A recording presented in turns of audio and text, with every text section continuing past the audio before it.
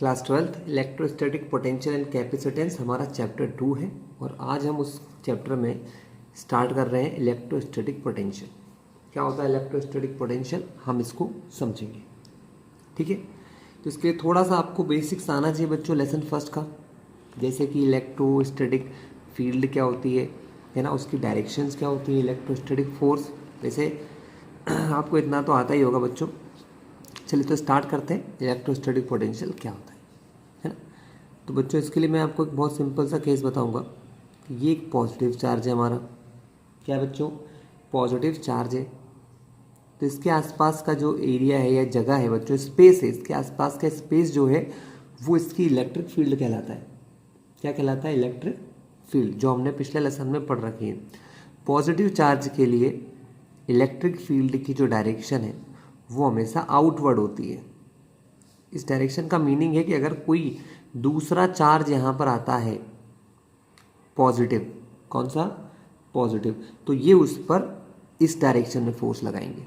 इस डायरेक्शन का मीनिंग यही होता है बच्चों कि अगर मैं यहाँ से कोई दूसरा चार्ज लाऊं, सपोज मैं यहाँ से कोई प्लस का दूसरा चार्ज लाता हूँ, तो ये उसको इस डायरेक्शन में फोर्स लगाएंगे। क्लियर है। तो सपोज मैं एक छोटा सा चार्ज लेके आता हूं यहां पर प्लस Q0, ठीक है। तो क्या होगा, ये चार्ज जैसे ही आएगा इस फील्ड के अंदर, तो ये चार्ज की वजह से जो फील्ड बन रही है बच्चों वो इस पर फोर्स लगाएगी।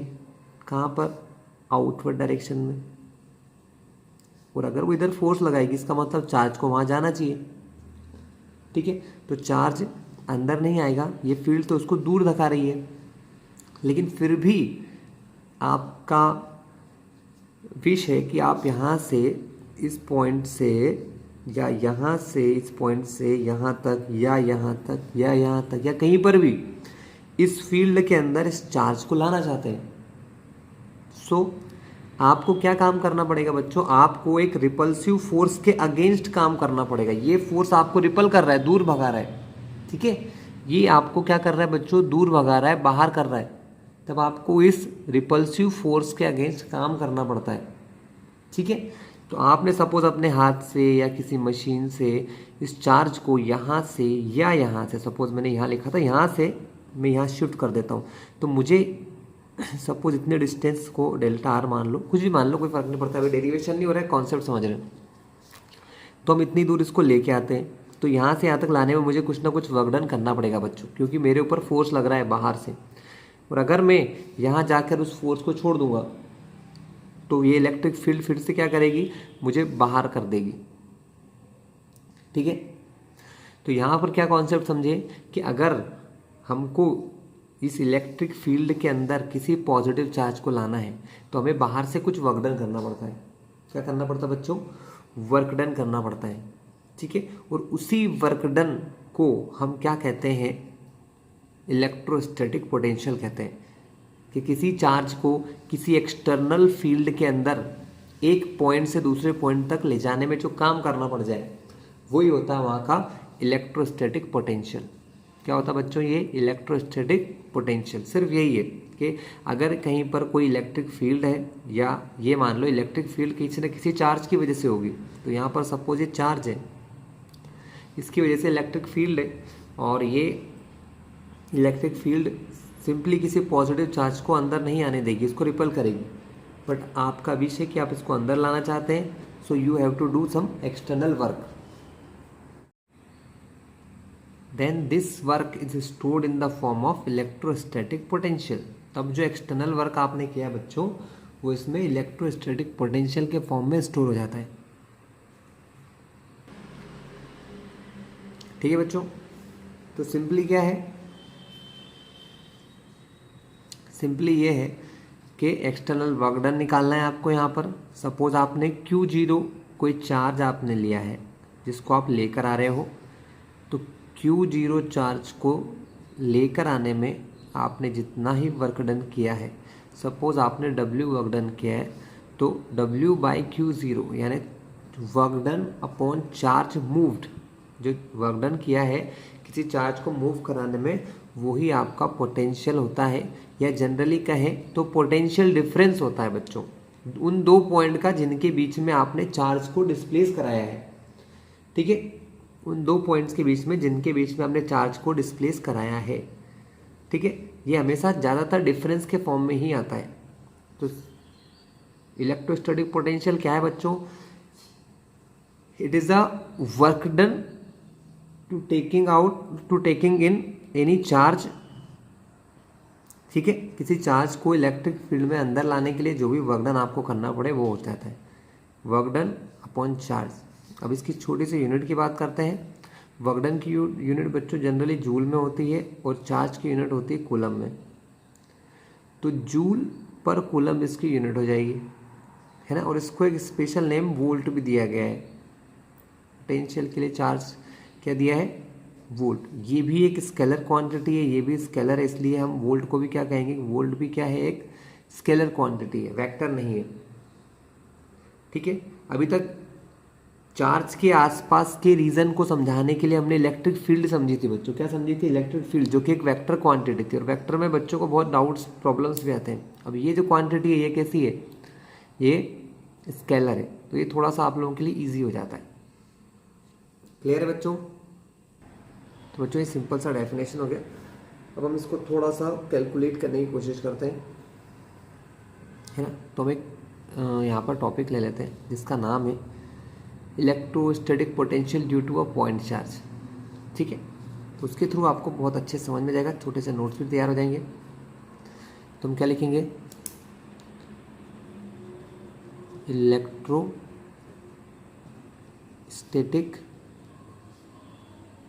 Potential due to a point charge.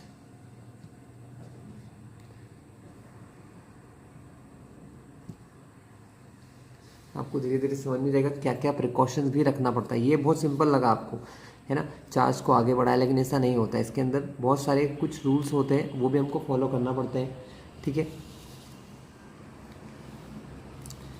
सो पहले रूल में कुछ रूल बता दूं आपको, जो आपको यहाँ ध्यान रखना पड़ते हैं कि बच्चों जो अपन चार्ज लेकर आते हैं वो चार्ज बहुत ही छोटा होना चाहिए। यानी जो टेस्ट चार्ज हम लाते हैं, जिसको हम बोल रहे हैं कि जिनको मूव कराना है, टेस्ट चार्ज कैसा होना चाहिए? Very very small, very very small. Test charge जो है बहुत छोटा होना चाहिए। ऐसा क्यों होता है बच्चों? क्यों होना चाहिए छोटा?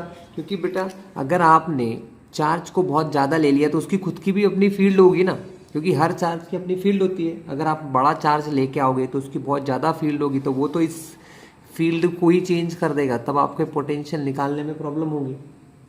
अगर आप यहाँ से एक और इसके बराबर का चार्ज लाते हैं तो उसके पास भी उतनी ही फील्ड होगी जितनी इसके पास है, ठीक है। तब एग्जैक्ट वैल्यूज निकालने में प्रॉब्लम है। तो इसलिए हम लोग जब भी इस प्रकार के एक्सपेरिमेंट्स करते हैं तो हम टेस्ट चार्ज लेते हैं जो कि बहुत बहुत छोटा होता है। और वो टेस्ट चार्ज हमारी इलेक्ट्रिक फील्ड को कोई भी हार्म नहीं पहुंचा सकता, ना ही उसको चेंज कर सकता है, ठीक है।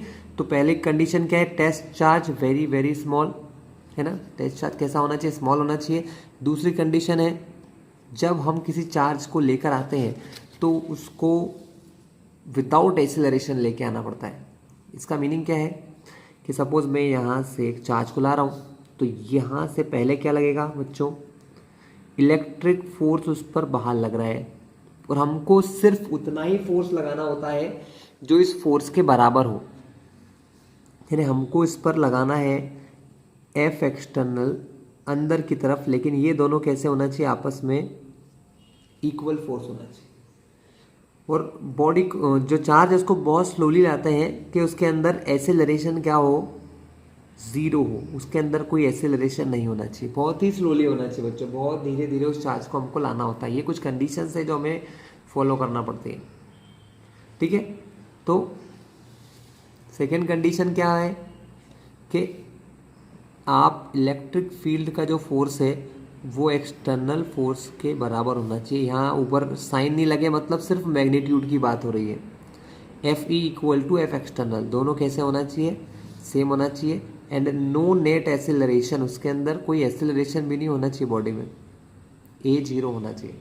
हम जब लाते हैं, अगर हम उसको बहुत ज़्यादा स्पीड से लाते हैं, नहीं करना है हमको ऐसा, क्यों ऐसा? क्योंकि अगर एक्सीलरेशन होगा बच्चों, सिंपल सी बात यह है कि अगर एक्सीलरेशन होगा इसका मतलब कि कोई ना कोई नेट फोर्स काम कर रहा है, ठीक है। हमको सिर्फ इन दोनों को इक्वल रखना है। तो electrostatic potential due to point charge find करने के लिए test charge very very small, F external F electric के बराबर एफ एक्सटर्नल होना चाहिए और एक्सीलरेशन 0 होना चाहिए, ठीक है। तो स्टार्ट करते हैं एक क्वेश्चन के साथ। इसके लिए मैं आपको सबसे पहले एक छोटा सा डायग्राम दिखाता हूँ, फिर उसकी कुछ थ्योरीज भी लिखेंगे। एक पॉजिटिव चार्ज एज्यूम कर लो, कहाँ पर रखा है? आपके ओरिजिन पर। कहाँ रखा है? ओरिजिन पर। हमने माना कि ओरिजिन पर एक चार्ज रखा है +q, ठीक है। और यहाँ से r डिस्टेंस पर एक पॉइंट P है। उस पॉइंट P पर हमको क्या फाइंड करना है बच्चों? हमको वहाँ पर फाइंड करना है इलेक्ट्रोस्टैटिक पोटेंशियल, यहाँ पर, ठीक है। जिस चार्ज, यहाँ पर एक चार्ज है +q, इस +q चार्ज की वजह से इस चार्ज से r डिस्टेंस पर एक पॉइंट P पर हमको फाइंड करना है कि यहाँ पर इस चार्ज की वजह से क्या पोटेंशियल होगा, है ना। ये फाइंड करना है, लिख लेते हैं।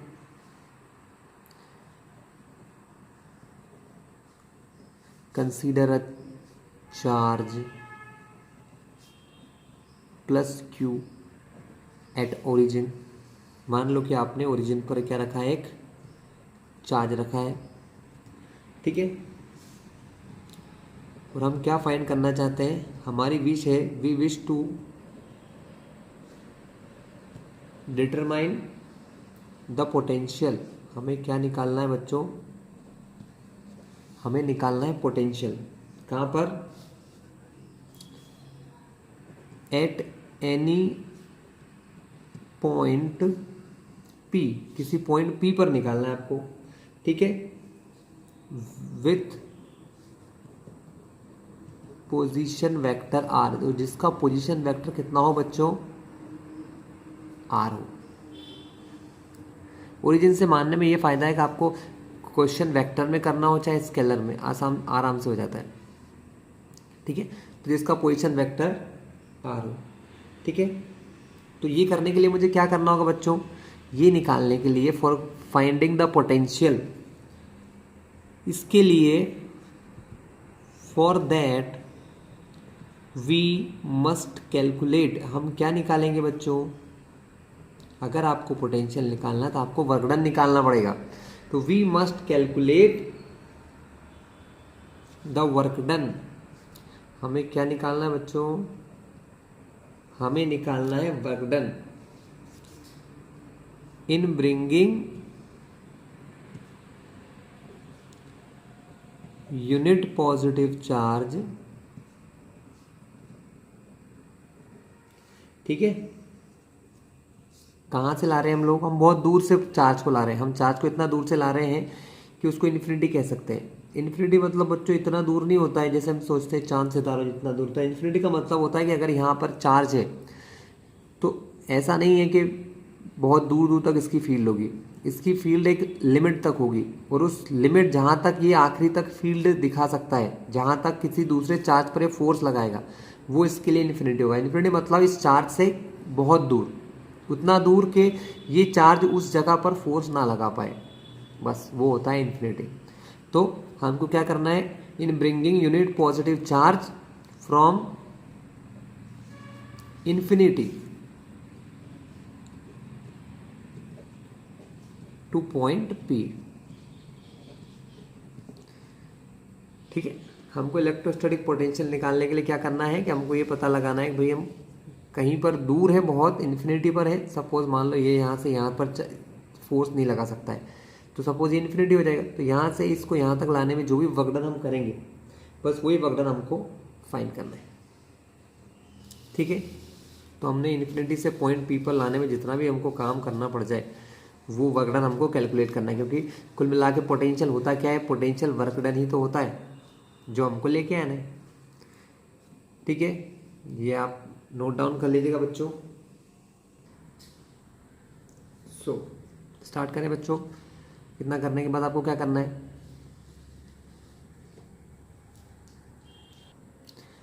तो हमने इसके लिए माना कि सपोज वो पॉइंट अभी इन्फिनिटी से भी तो नहीं है, इन्फिनिटी से कहीं आगे आ चुका है। सपोज वो कहीं आ गया यहाँ पर, एक और पॉइंट है पी डैश वहाँ पर है।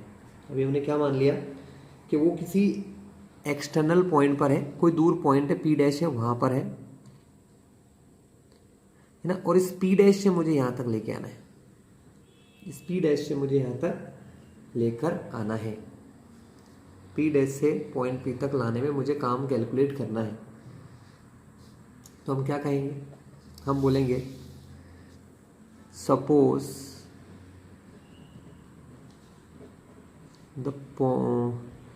The charge is at P dash now. कि मान लो कि वो चार्ज अभी कहाँ पर है, पी डैश के ऊपर है। कहाँ पर है, किसी पॉइंट पी डैश पर है। तो ये चार्ज इस पर कितना फोर्स लगाएगा, पहले हम ये निकालेंगे। ये चार्ज यहाँ पर एक फोर्स लगाएगा एफ ई लगाएगा, क्योंकि ये पॉजिटिव चार्ज आएगा यहाँ से, ये पॉजिटिव चार्ज है तो उसको दूर करेगा। तो हम सबसे पहले क्या लिखेंगे, सो एफ ई, क्या लिख लेता हूँ, so force at P dash due two plus Q. इस प्लस क्यू की वजह से फोर्स जो लग रहा है पी डैश के ऊपर है ना, हमारा चार्ज यहाँ पर है, ये इस पर जो फोर्स लगा रहा है। तो फोर्स का फॉर्मूला लास्ट लेसन में आप पढ़ के आ चुके हैं। क्या होता है बच्चों, 1/4πε0 होता है, Q1 Q2 upon are square होता है। Q1 मतलब Q, तो इसको 1 हटा दो। Q2 को हमने यूनिट पॉजिटिव चार्ज माना है कि सपोज इसका चार्ज 1 है वैल्यू, अपॉन में दोनों पॉइंट के बीच की डिस्टेंस। अब अगर सपोज मुझे यहाँ से यहाँ तक डिस्टेंस नहीं पता है तो मैं इसको कंसिडर कर लेता हूँ आर डैश, है ना। सो यहाँ पर आ गया आर डैश का स्क्वायर। ये हमारा फोर्स निकालने का फॉर्मूला होता है बच्चों, है ना। ये मैंने स्केलर में लिखा है। अगर आप इसको वेक्टर करना चाहो तो बहुत सिंपल सी बात है, ऊपर एरो लगा दो और यहाँ पर एक यूनिट वेक्टर बता दो। यहाँ पर यूनिट वेक्टर हमने बता दिया आर डैश कैप। ये आर डैश कैप उसको वेक्टर में चेंज कर देता है। क्लियर है, इतनी बात आई थिंक आपको समझ में आ गई होगी, है ना। चलिए बच्चों, अब ये हटा रहा हूँ मैं। अब हमें क्या करना है, अब हमारे पास फोर्स आ गया, क्योंकि आपने 11th क्लास में पढ़ रखा है वर्क डन निकालना है आपको। तो वर्क डन बराबर होता है फोर्स इनटू डिस्प्लेसमेंट। फोर्स मेरे पता लग गया कि इस पॉइंट के ऊपर कितना फोर्स लग रहा है, एफ ई, जिसकी वैल्यू हमने निकाल ली। अब हमको यहाँ से यहाँ तक आना है, यहाँ से यहाँ तक पहुँचना है। तो ये डिस्टेंस भी हो गया हमारे पास, मतलब डिस्टेंस या कह लो डिस्प्लेसमेंट कह लो, ये डिस्प्लेसमेंट हो गया यहाँ तक। तो फोर्स और डिस्प्लेसमेंट का मल्टीप्लाई करके मैं वर्क डन निकाल लूँगा, ठीक है। तो हम क्या करते हैं, एकदम बच्चों हमने क्या बोला, हम बहुत स्लोली आते हैं, हम डायरेक्टली यहाँ नहीं पहुँच जाते। हम क्या बोलते हैं कि हम लोग यहाँ से थोड़ी सी डिस्टेंस चलिए। मैंने यहाँ से एक छोटी सी डिस्टेंस चली और उस छोटी सी डिस्टेंस को नाम दिया डेल्टा आर डैश। क्या नाम दिया, डेल्टा मतलब चेंज होता है, छोटा सा चेंज करा डिस्टेंस में, यहाँ से थोड़ा सा आगे आए, डेल्टा आर डैश। अगर आप थोड़ा सा आगे आओगे तो आपको थोड़ा काम भी करना पड़ेगा। तो यहाँ पर हमने सपोज वर्क किया डेल्टा डब्ल्यू, ठीक है। तो हम यही करेंगे,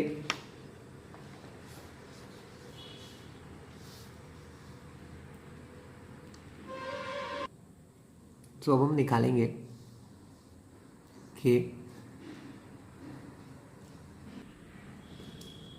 हम यहाँ निकालेंगे to move delta R dash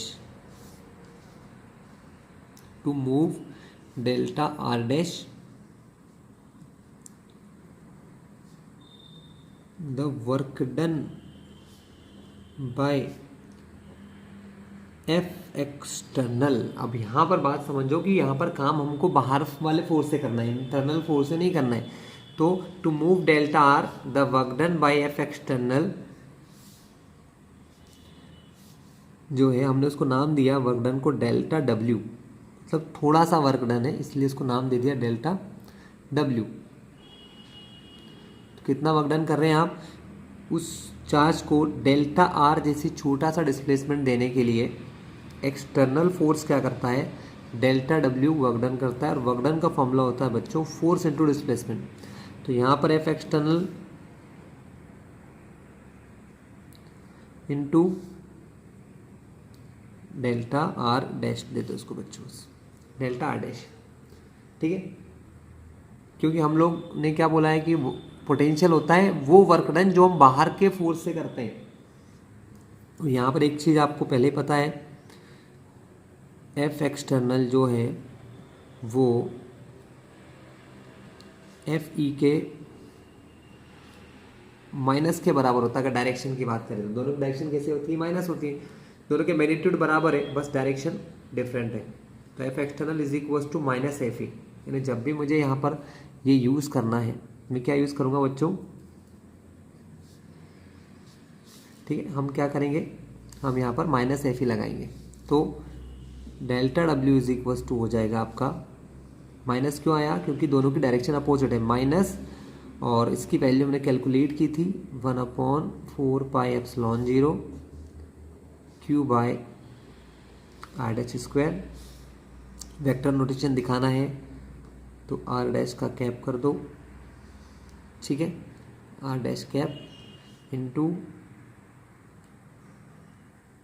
delta R dash. बच्चों ये वेक्टर क्वांटिटी, ये वेक्टर, लेकिन जो प्रोडक्ट हो रहा है वो स्केलर प्रोडक्ट हो रहा है, इसलिए वर्क डन स्केलर बनता है, ठीक है। ये वर्क डन हमने इतना देख लिया। ये यूनिट वेक्टर है तो इसका मैग्नीट्यूड तो होता नहीं है। अब हमको फाइंड करना है टोटल वर्क डन, कि सपोज ऐसे ही करते करते धीरे धीरे धीरे धीरे हम कहाँ पहुँच जाएंगे। हमने छोटा सा यहाँ से यहाँ पहुँचने में काम किया, फिर हम थोड़ा सा और गए, फिर वो काम कैलकुलेट कर लिया, फिर वो कैलकुलेट कर लिया, फिर वो कैलकुलेट कर लिया। जैसे छोटे छोटे कामों को कैलकुलेट करते करते करते करते हम कहाँ पहुँच जाएंगे, हम इसके पास यहाँ पहुँच जाएंगे। तो हम इसे छोटे छोटे पार्ट में हमने सारे वर्क डन को कर लिया, ठीक है, तो हम यहाँ पहुँच जाएंगे। तो ये सारे वर्क डन को प्लस करते करते हम लोग निकाल लेंगे टोटल वर्क डन। क्या फाइंड कर लेंगे, टोटल वर्क डन। तो टोटल वर्क डन कैसे निकलेगा, तो बच्चों फिजिक्स में, मैथ्स में ये टोटल वर्क डन निकालने का तरीका होता है इंटीग्रेशन। क्या होता है, इंटीग्रेशन, कि हमको एक पॉइंट से दूसरे पॉइंट तक जाने में टोटल वर्क डन निकालने के लिए, तो to find total work done to reach at P we must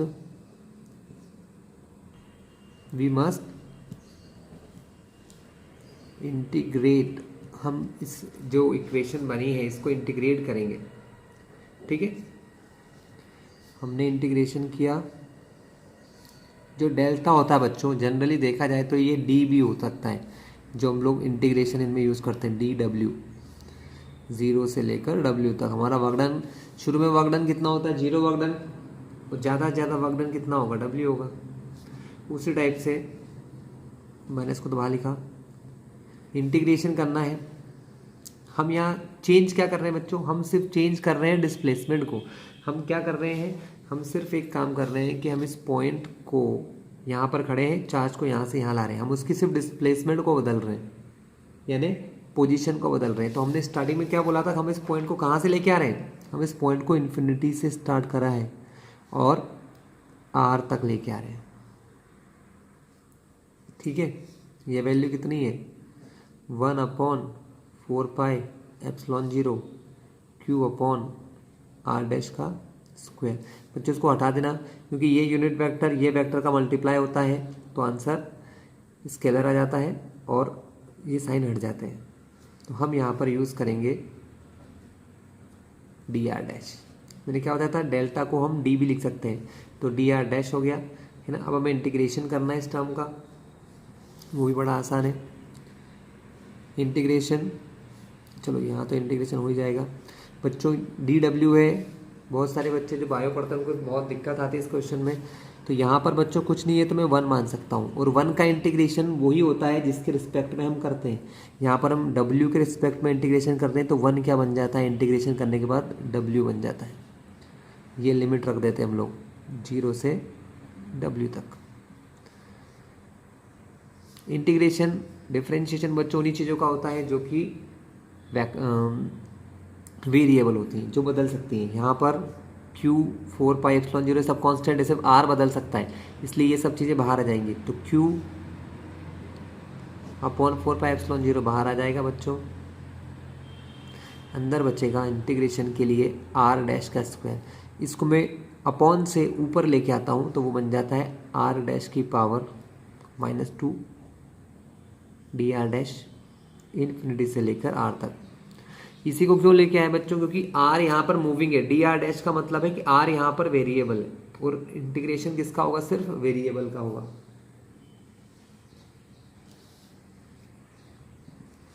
ठीक है, यहाँ पर हमने इंटीग्रेशन करा। यहाँ वैल्यू डालते हैं, पहले इसकी जगह w। इसको डालने का तरीका होता है, पहले अपर लिमिट रखते हैं तो w के प्लेस पर w, फिर फॉर्मूले का माइनस, और फिर इसकी जगह लोअर लिमिट यानी 0 रखते हैं। q अपॉन 4 पाई एप्सिलॉन 0। इसका इंटीग्रेशन का फॉर्मूला होता है बच्चों कि पहले इसमें पावर प्लस होती है, पावर प्लस होती है, हमेशा एक पावर प्लस होती है। तो -2 में एक पावर प्लस करते हैं, इंटीग्रेशन का तरीका है ये। अपॉन में जो वैल्यू यहाँ लिखी है वही नीचे आ जाती है, -2 + 1। अब ये इंटीग्रेशन हो गया, लिमिट रख दो इन्फिनिटी से r तक। इधर w आ जाएगा -q अपॉन 4 पाई एप्सिलॉन 0। ये वैल्यू आएगी r की पावर -1 अपॉन में -1 r से लेके इन्फिनिटी।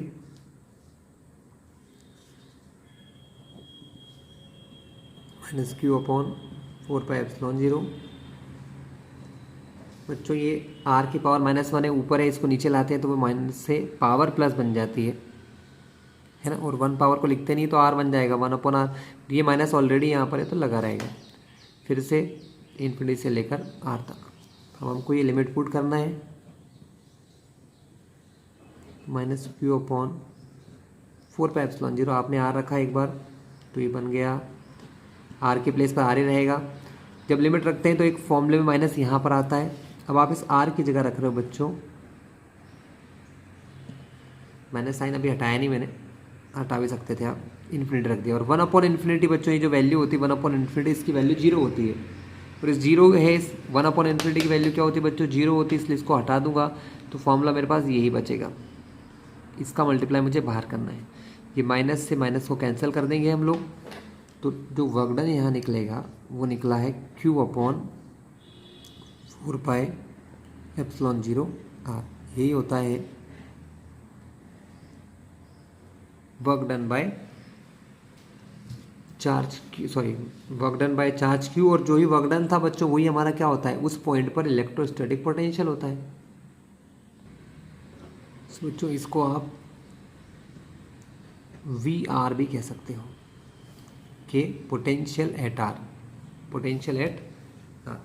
वीडियो को फिर से रिमाइंड करके आप देख सकते हो अगर कोई पार्ट आपको समझ में ना आया हो बच्चों तो। ठीक है, क्लियर है बच्चों। चलो थोड़ी सी बात आगे करते हैं। चलिए बच्चों, डेरिवेशन तो हुआ, अब इसके बारे में थोड़ी और बात करते हैं। तो ये है, बहुत सिंपल सा कॉन्सेप्ट है, आपने लास्ट क्लास में पढ़ा होगा पोटेंशियल एनर्जी के बारे में। अब हम इस वर्क डन को पोटेंशियल एनर्जी के फॉर्म में भी समझेंगे बच्चों।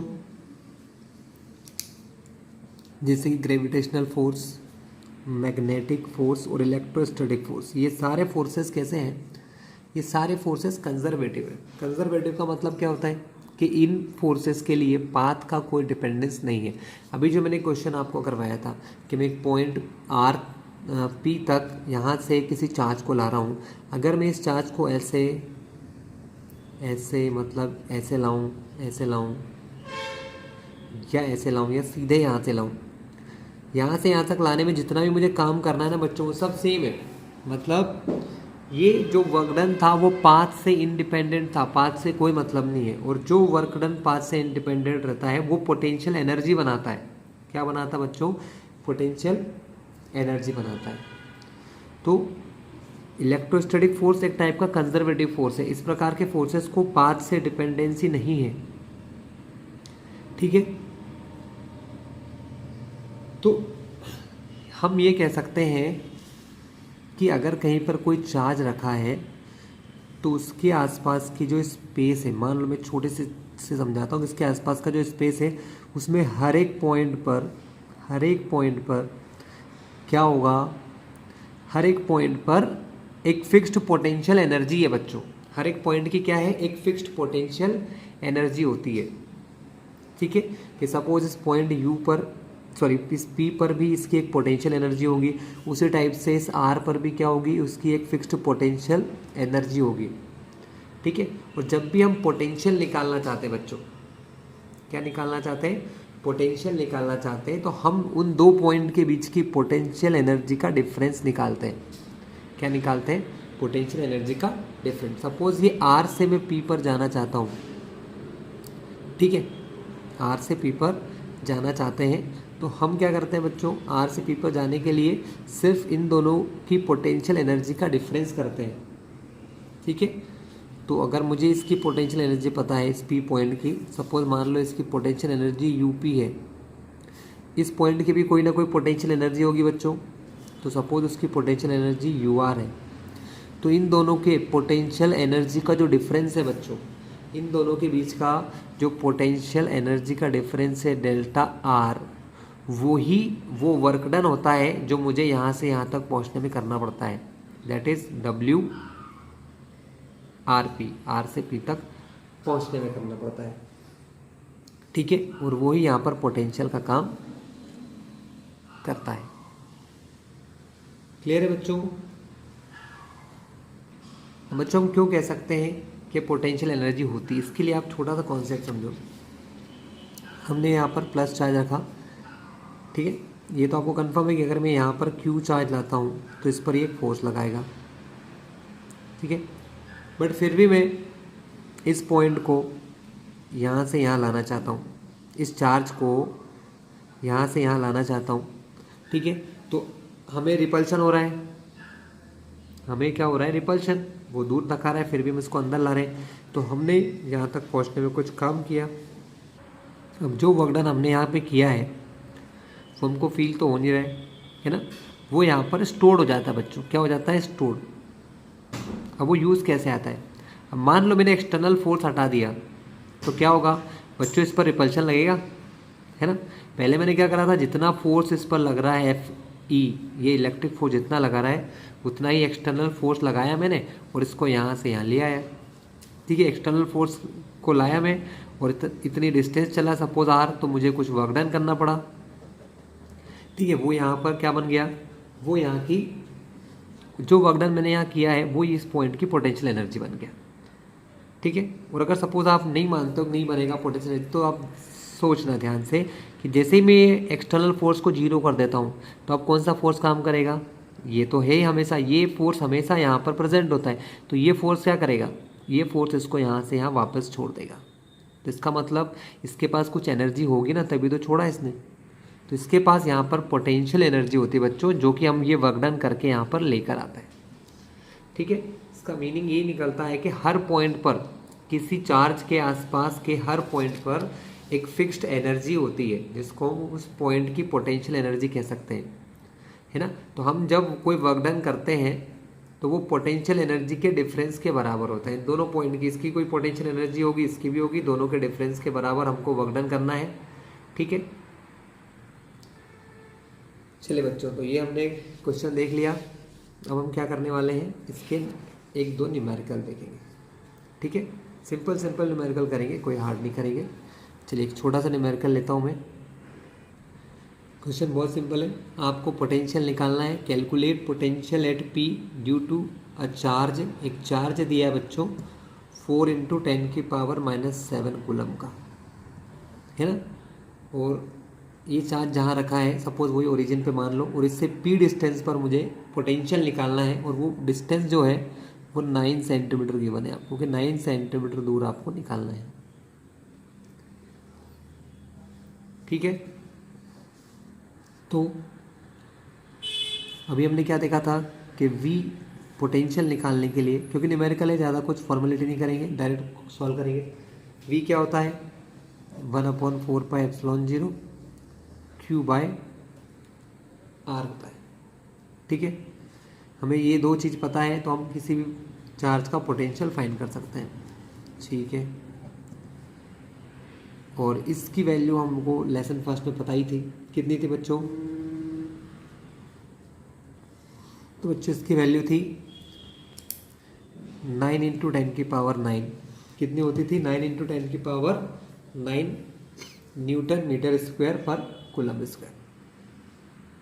और इस क्यू की वैल्यू आपको गिवन है क्वेश्चन में 4 × 10⁻⁻7 अपॉन में चार्ज दिया है 9 सेंटीमीटर। बहुत सारे बच्चे इसको डायरेक्ट 9 लिख देते हैं और आंसर गलत ले आते हैं। क्यों बच्चों? क्योंकि हमको यहाँ पर मीटर में चाहिए, तो इस सेंटीमीटर को मीटर में कन्वर्ट करते हैं तो 10⁻⁻2 का मल्टीप्लाई करना होता है। ठीक है, चलो बच्चों कैंसलिंग करना बहुत आसान हो गई, 9 से 9 कैंसिल हो जाएगा। आपके पास क्या बचा?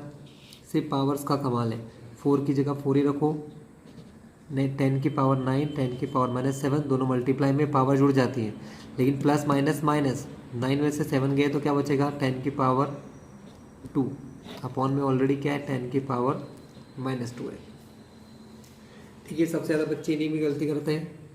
इसके बाद 4 × 10⁻4 आंसर आएगा।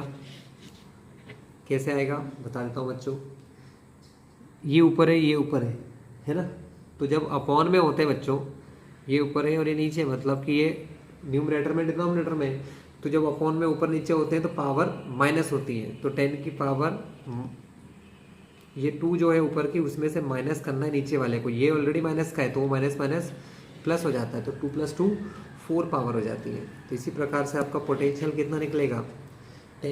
4 × 10⁻4 वोल्ट का पोटेंशियल आपने निकाल लिया। तो स्टूडेंट फिर समझ लें, जिनको कैलकुलेशन की दिक्कत है, सबसे ज़्यादा कैलकुलेशन प्रॉब्लम करती है आप लोगों को, है ना। 9 को मैंने 9 से कैंसिल करा, 10 सेम बेस मल्टीप्लाई में है बीच में, तो पावर प्लस होती है, लेकिन ये प्लस का ये माइनस का, तो प्लस माइनस माइनस 10⁻7 में से 2 गए तो 9 में 7 जाएगा तो 2 बचेगा, तो ये 10⁻2 हो गया। अपॉन में बचा 10⁻2। ऊपर और नीचे जब होते हैं तो पावर बच्चों माइनस होती है, तो ऊपर की पावर में से माइनस करना है नीचे की पावर, यानी कि -2, माइनस माइनस प्लस होता है तो 2 + 2 4, इस प्रकार से 10⁻4। ठीक है, अब इसी क्वेश्चन में वो लोग क्या करते हैं, सेम क्वेश्चन में एक और क्वेश्चन बढ़ा दिया आपके लिए। क्या बोला उन्होंने क्वेश्चन में? आपको बोला है कि एक चार्ज है जो कहीं रखा है ना, इस चार्ज की वैल्यू दी है 2 × 10⁻⁻9 कूलम। ठीक है, तो बोला अब उस पॉइंट P पर कहीं बाहर से इस चार्ज को लेके आना है आपको, तो आपको कितना वर्क डन करना पड़ेगा? तो आपको कितना वर्क डन करना होगा? सो भाई बच्चों पोटेंशियल बराबर हमने क्या देखा था? Work done upon charge. Potential हमने P पॉइंट का पता लगा लिया, कितना था? P पॉइंट का पोटेंशियल निकल गया 4 × 10⁻4 निकल गया। उसी पॉइंट पर हम एक दूसरा चार्ज ला रहे हैं जिसकी वैल्यू ये है 2 × 10⁻9। तो इसको यहाँ पर लाने में हमें कितना काम करना होगा? तो वो इन दोनों के मल्टीप्लाई के इक्वल होगा। तो इन दोनों के मल्टीप्लाई के इक्वल बच्चों क्या होगा? हमारा वर्क डन होगा जो हमें करना है। 4 × 2 = 8, मल्टीप्लाई में है पावर जुड़ जाएंगी लेकिन प्लस माइनस माइनस, तो 10⁻9 में से 4 गया तो क्या बचा? -5। ठीक है, तो 8 × 10⁻5 जूल का वर्क डन आपको यहाँ पर बच्चों करना होगा। ये सबसे बेसिक क्वेश्चंस थे।